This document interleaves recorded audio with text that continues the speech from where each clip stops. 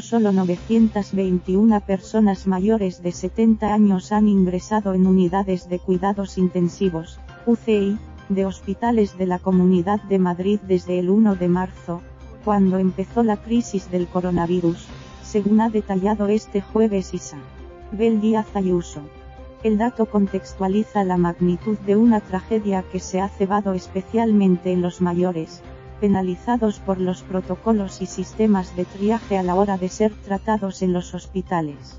Apenas el 25% de los ingresados en UCI habían cumplido los 70 años, 921 de un total acumulado de 3.694, cuando esa franja de edad concentra el 87% de las muertes por el virus. 13.044, de 14.955. La ocupación de mayores de 70 años en las UCIs fue la mayor de Europa, defendieron desde la comunidad. Ingresos en UCI no significa que no hayan sido atendidos. Nada que ver. Las estadísticas oficiales del gobierno central reflejan 8.691 fallecidos en Madrid por el coronavirus, pero llevan varios días congeladas, a la espera de que todas las comunidades envíen sus datos de manera homogénea.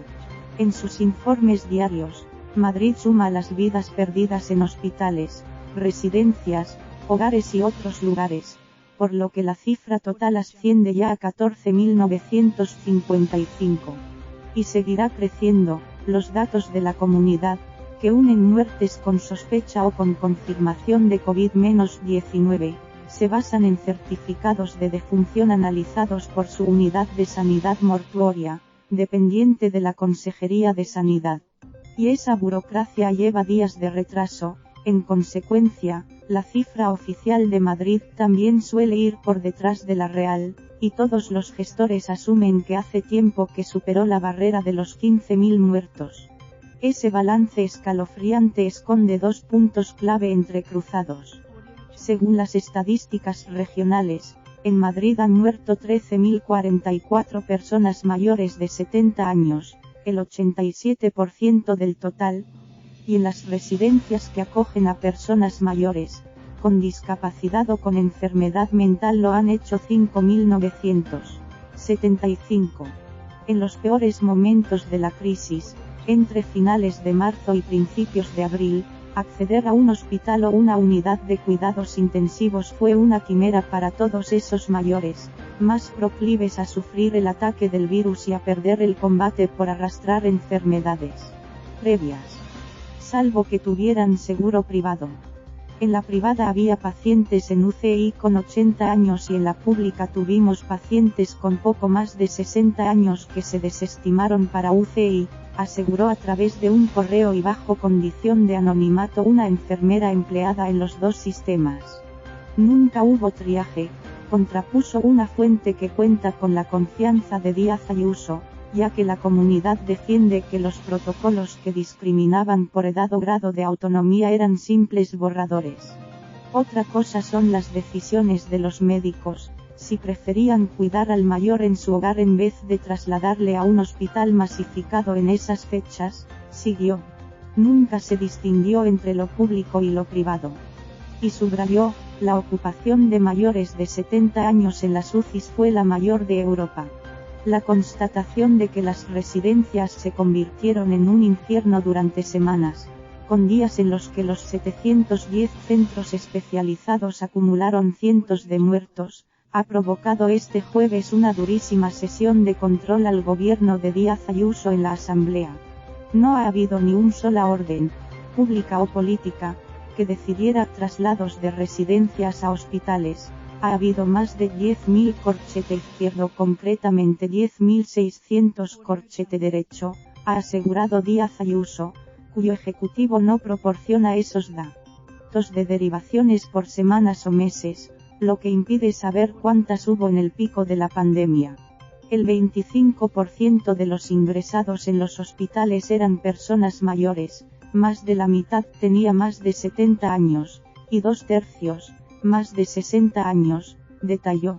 Hemos actuado en 501 residencias de mayores, 161 de discapacidad y 81 de entidades religiosas, finalizó, deshojando teatralmente una larga lista de papel con el nombre de todos esos centros. El gesto no ha impresionado en las bancadas de la oposición. Ha habido quien ha recordado con ironía que era de agradecer, porque el Ejecutivo nunca les había proporcionado esos datos. Lo que ha predominado, sin embargo, han sido las críticas. Hicieron una selección por edad y dinero, le ha espetado a la presidenta Isabel Serra, de Unidas Podemos y U Madrid en pie. Hablamos de una generación de supervivientes, personas a las que se ha dejado morir solos, salvo si tenían un seguro privado, ha lamentado Pablo Gómez Perpiña, de Más Madrid. Sus protocolos de la vergüenza, que ni eran borradores ni eran errores, han permitido que sus vidas se esfumaran en la más absoluta soledad. Asistimos consternados a lo sucedido en las residencias de mayores entre versiones enfrentadas en su propio gobierno y protocolos sin duda inapropiados, lo que habrá de investigarse, ha dicho Ángel Gabilondo, el líder del PSOE, aludiendo al enfrentamiento público que viven los consejeros de Políticas Sociales y Sanidad, PP, por la gestión de la pandemia. Es un clamor que se necesita otro modelo, y recursos, y que mucha explicación debe darse. Apoyaremos la comisión de investigación, ha rematado Rocío Monasterio, de Vox, socio del gobierno de PPX. No vamos a pasar por delante que se repartieran protocolos negando derechos fundamentales como morir en condiciones de dignidad. Los partidos negocian ahora para intentar activar ese organismo en julio, y que tenga 2 sesiones semanales. Entonces llegará el momento de negociar los comparecientes. Una oportunidad para que todos ajusten cuentas políticas.